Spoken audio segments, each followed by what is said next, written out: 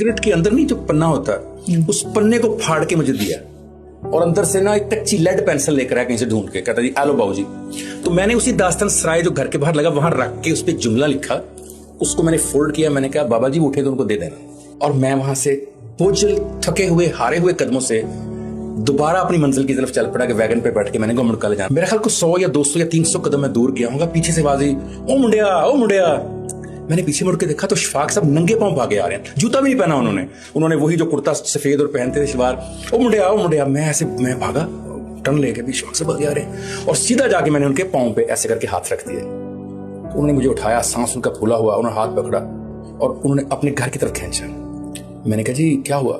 कहते ऐ की कर चला सी मेरे नाल पंजाबी में। तो मैंने कहा जी वही जो तुसी कीता होई मैं तुहाडे नाल कर रहा सी। कहते अच्छा तू बदला लै रहा साढ़े को। मैं कहा जी फिर की करदा मैं, देखो मेरी हालत, मैंने उसने पानी भी नहीं पूछा थोड़े घर।